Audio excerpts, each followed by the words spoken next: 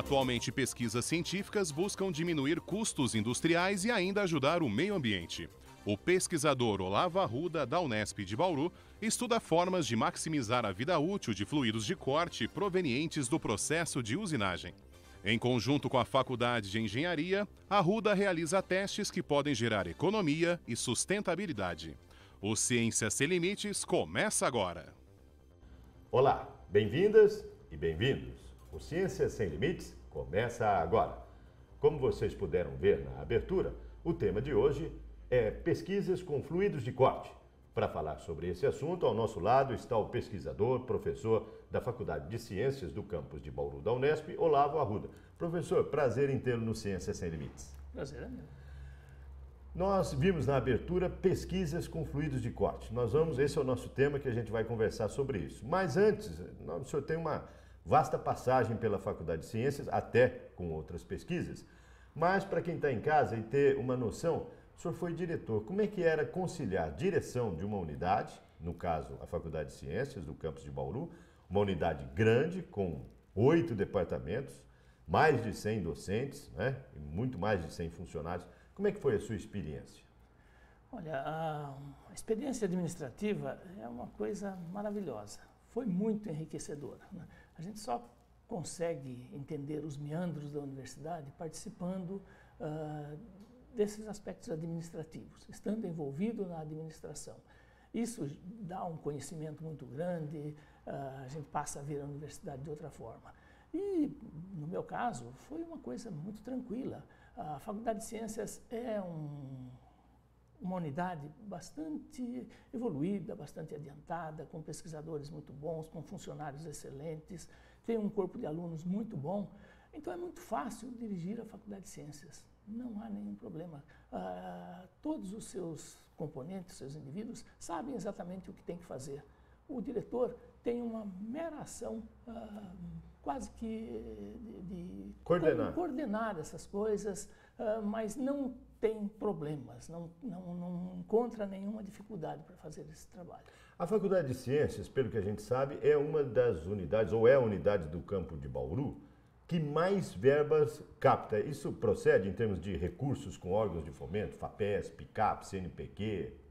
Sim, foi o que eu disse. Nós temos um corpo docente muito bom, muito qualificado e muito ativo, né? E buscam insistentemente e frequentemente a obtenção desses recursos. E tem conseguido muitos, né? Então, essa atuação desses professores é que tem trazido recursos para a Faculdade de Ciências. Todas as pesquisas são desenvolvidas com recursos desses órgãos de fomento. Qual foi a sua maior dificuldade e a maior facilidade nos 4 anos que o senhor passou pela administração? Eu não me recordo de uma dificuldade tão grande assim que pudesse ficar marcada, né?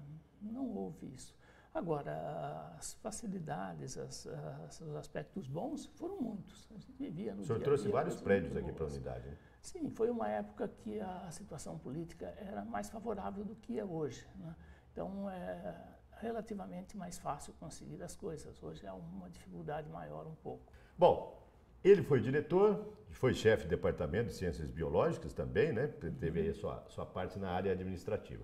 Em termos de pesquisa, vamos começar a falar de pesquisa. O senhor não pesquisa só fluido de corte, já pesquisou o que aqui na sua trajetória como pesquisador e professor? Uma pesquisa que a gente fez durante muito tempo, e ainda faz alguma coisa, é com tatu, né? Tatu? Tatu. O tatu-galinha? O tatu-galinha, né? Então, esse tatu-galinha tem uma característica diferente dos outros animais. Ele tem uma temperatura um pouco mais baixa, né? Isso aí despertou, há algum tempo atrás, as pessoas que trabalhavam com hanseníase, né?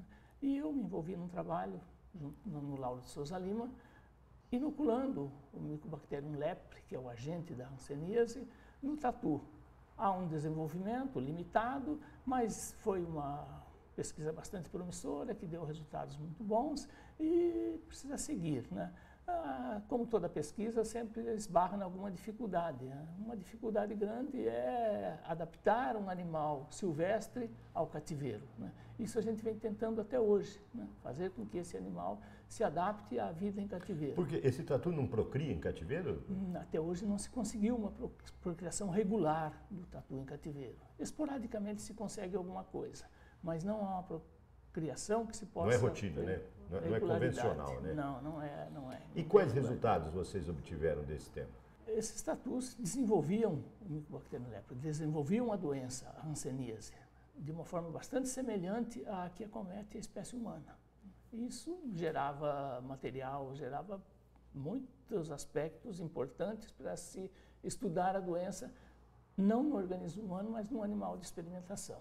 Perfeito. E por que, bom, em relação ao galinha, é justamente o tatu-galinha por ser muito parecido com o ser humano, é isso? As reações, né? Inicialmente foi, o que despertou foi a temperatura mais baixa que ele tinha. Né? Bom. E a hanseníase quando acomete o homem, ela tem preferência por regiões mais frias do corpo humano. Né? Então, daí essa junção de observações levou a se pesquisar no tatu. Perfeito. Vamos começar então a entrar no assunto que é fluido de corte, mas estamos chegando no final já deste primeiro bloco. Se você quiser contactar o professor Olavo, o e-mail dele aparece aí na sua tela, arruda@fc.unesp.br. Se quiser saber um pouco mais, www.fc.unesp.br. Clique em departamentos, você vai achar departamento de Ciências Biológicas e vai localizar no corpo docente o professor Olavo. Se quiser interagir conosco, está aí também no seu vídeo, cienciassemlimites@tvu.unesp.br. Se quiser rever os nossos programas, www.tv.unesp.br. Nós vamos para um breve intervalo e no próximo bloco nós vamos falar especificamente sobre fluidos de corte, que é o tema do Ciências Sem Limites desta semana. Esperamos por você. Voltamos já já.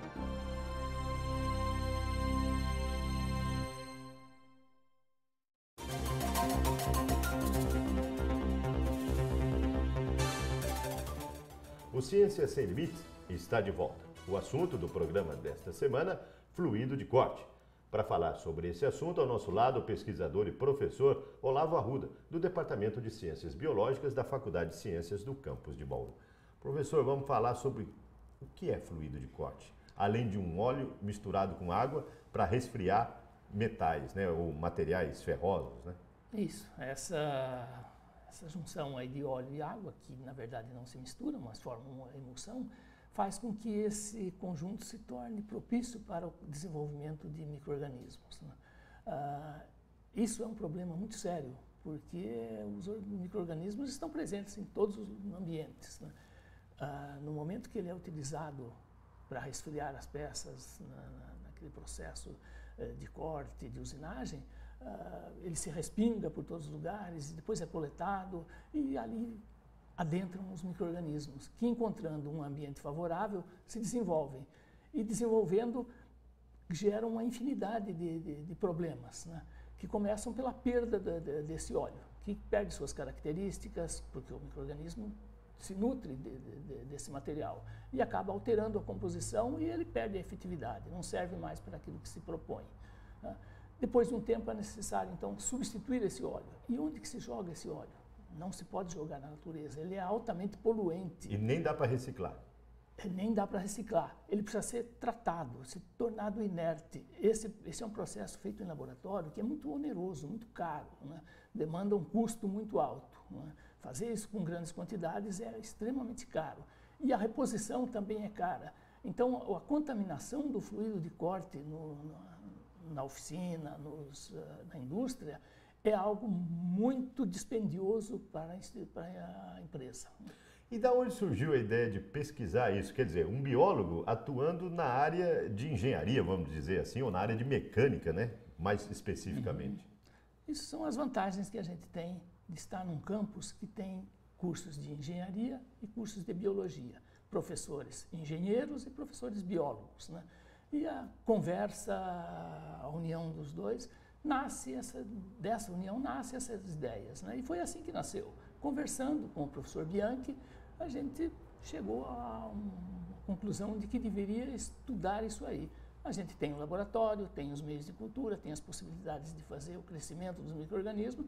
Trouxemos as amostras de óleo contaminado e não contaminado para o laboratório e a partir daí foi semeado em meio de cultura e a gente verificou a presença dos micro-organismos, como que ela se dava, como que esse crescimento acontecia, como que evoluía a contaminação no óleo, no fluido de corte.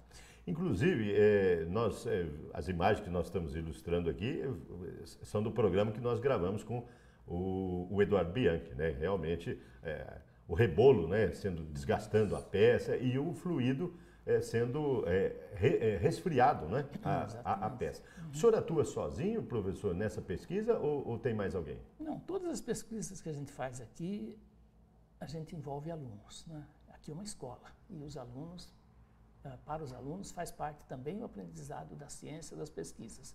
E no projeto atual, que a gente já fez vários outros, mas atualmente a gente desenvolve tem uma aluna que trabalha com isso. Né? Nós podemos conversar com ela e saber qual é o procedimento, as atividades neste laboratório que nós estamos, que é o LIP, né, que é o Laboratório de Imunopatologia, né, experimental da Faculdade de Ciências. Podemos conversar, professor? Claro. Nós vamos então conversar agora com a orientanda do professor Olavo Arruda.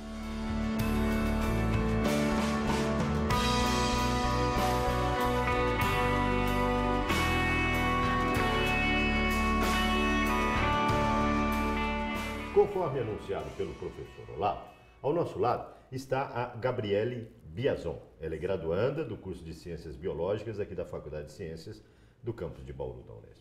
Gabriele, qual que é a sua rotina ou qual que são as suas atividades realizadas sob a orientação do professor Olavo? Então, a gente começou assim, o professor mostrou o projeto, eu me interessei e todos os dias, durante 30 dias, eu ia até o laboratório de mecânica, coletava uma amostra do fluido, né? Que estava aí na geladeira. Isso, que estava na geladeira. E aí trazia aqui para o laboratório e semeava numa placa de cultura. Deixava ela por 24 horas numa estufa, 37 graus, e no outro dia fazia a contagem das colônias. Isso durante 30 dias, e anotando os dados, tudo certinho, e depois no final nós fizemos as estatísticas de quantidade de crescimento e dos micro-organismos ali. O que mais te impressionou nisso? Eu achei muito interessante quanto à questão do meio ambiente mesmo. Eu me interesso muito pela parte de microbiologia, com os micro-organismos, mas pela questão do meio ambiente, pelo descarte incorreto que é feito por parte das mecânicas mesmo, das oficinas, e uma possibilidade de tentar inibir o crescimento e a contaminação que esse descarte incorreto causa. Agora, essas imagens que a gente está vendo é dessas culturas, né? Eles são muito contaminantes? Tanto é que não está nem aqui na nossa frente, né? Isso, são contaminantes. A gente tem que fazer dentro do fluxo, porque lá tem certinho, expelido para fora, a gente não respira, ninguém pode ter contato, a gente tem contato com luva, touca, máscara, não pode ter respiração nem nada. E por que elas ficaram depositadas em 37 graus? 37 graus é a temperatura, a gente diz temperatura ótima do micro-organismo, é a temperatura que ele vai conseguir se reproduzir, vai conseguir viver ali por um tempo. Perfeito. Você vai seguir carreira acadêmica ou como pesquisadora, né? E por que fazer iniciação científica? Eu acho importante a iniciação porque a gente aplica os conhecimentos científicos que a gente tem, os conhecimentos teóricos que a gente tem em aula, né? E aqui na rotina do laboratório a gente consegue aplicar esses conhecimentos. Eu pretendo seguir fazendo mestrado em microbiologia mesmo e por isso que eu me interessei bastante por esse projeto. Parabéns e sucesso para você. Obrigada. O Ciências Sem Limites vai para um breve intervalo. No bloco seguinte, nós continuamos a conversar com o pesquisador professor Olavo Arruda, do Ciências Biológicas, Departamento de Ciências Biológicas da Faculdade de Ciências do campus de Bauru da Unesp. É um instante só, Ciências Sem Limites volta já já.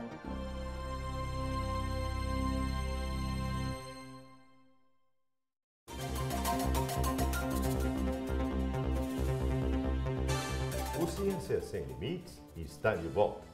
Como você pode ver, o assunto é fluido de corte. Ao nosso lado, o pesquisador e professor Olavo Arruda, do Departamento de Ciências Biológicas da Faculdade de Ciências do campus de Bauru da Unesp. Professor, parabéns pela orientação, pela sua comandada, né, a Gabriele.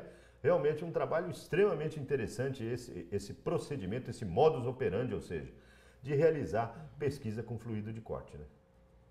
Isso. Nesse momento, a Gabriele está desenvolvendo um trabalho onde a gente está tentando encontrar uma forma de prevenir essas contaminações em ambientes menores, por exemplo, nas micro e pequenas empresas, né, que não têm condições grandes e tão eficientes como têm as grandes empresas, nem são tão vistoriadas como essas grandes empresas, que, por serem grandes, têm tudo mais regularizado.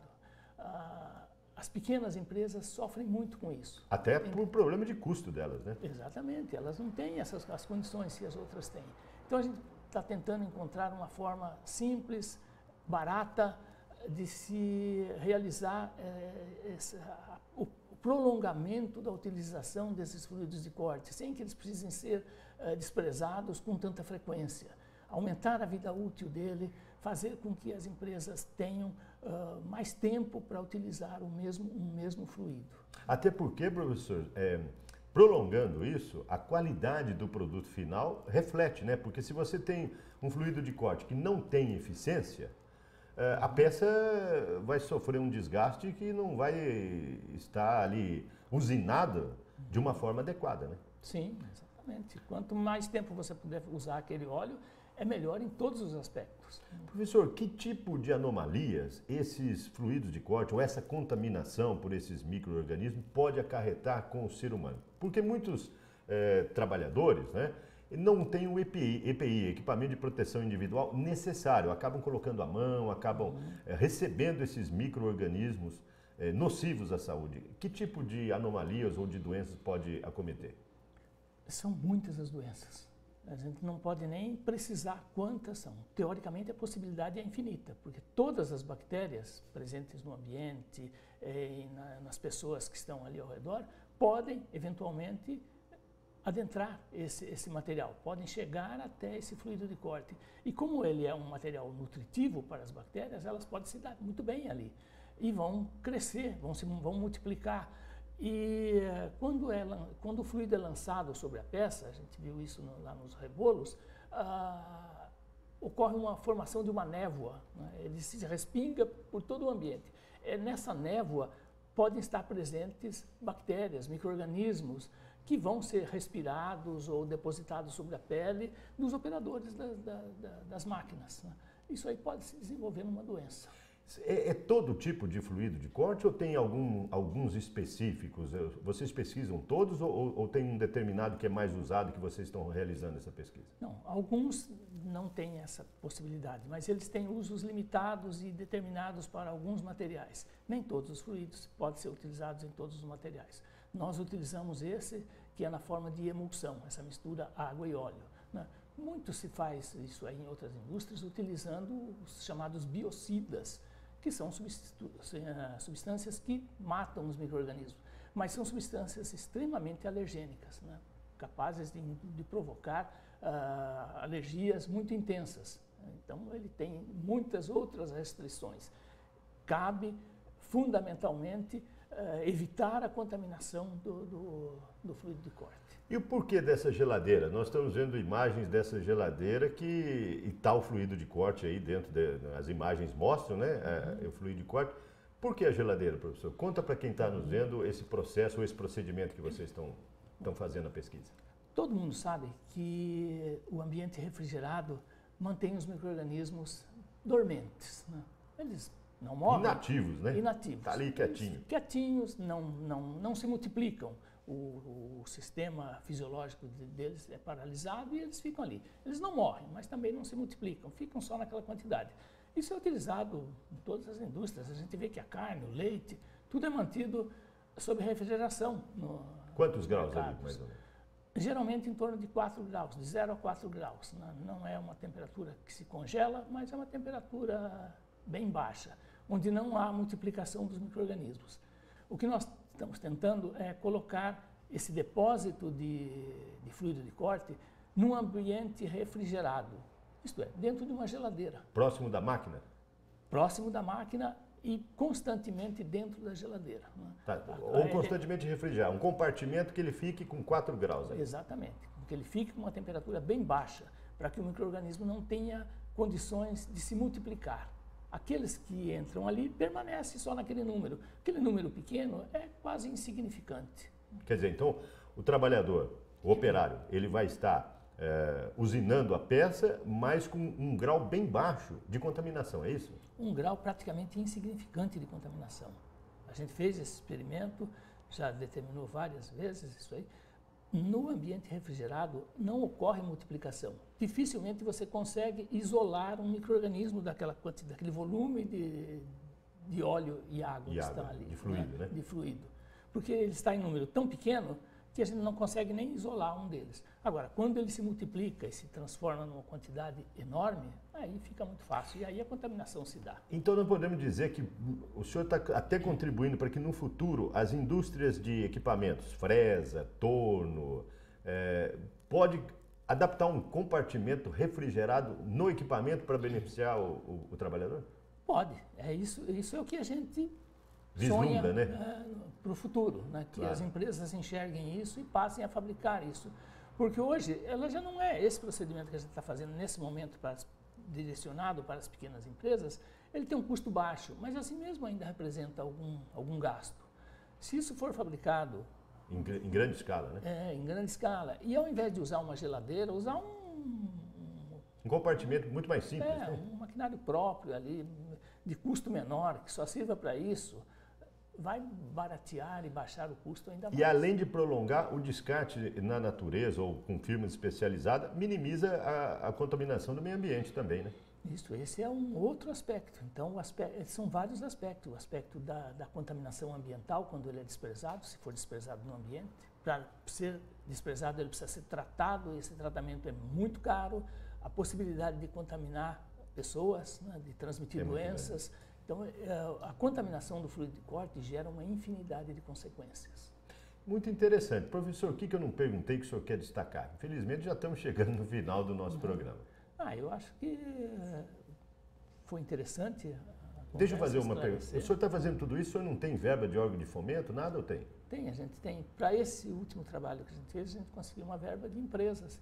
Particulares daqui de Bauru? Daqui de Bauru, que se interessou, gostou do projeto e forneceu recursos para o desenvolvimento. Mas em outros projetos há financiamento das grandes agências do Estado e federais, o FAPESP do Estado de São Paulo, o CNPq. E o senhor acredita que vai ainda mais quanto tempo para apresentar os resultados desse projeto do fluido de corte? O senhor está pesquisando não faz muito tempo, né? O senhor acha que ainda vai quanto tempo? Olha, a gente já apresentou alguns resultados. Nós já conseguimos a obtenção de 2 patentes nesses trabalhos. Muito obrigado, professor. Parabéns pelo seu projeto e sucesso. Obrigado, eu que agradeço. O Ciência Sem Limites fica por aqui. Para você contactar o pesquisador, o e-mail dele aparece aí no seu vídeo, arruda@fc.unesp.br. Se quiser contactar a gente, cienciasemlimites@tvu.unesp.br. Se quiser rever os programas, www.tv.unesp.br. Na próxima semana, um novo assunto no Ciência Sem Limites. Esperamos por você.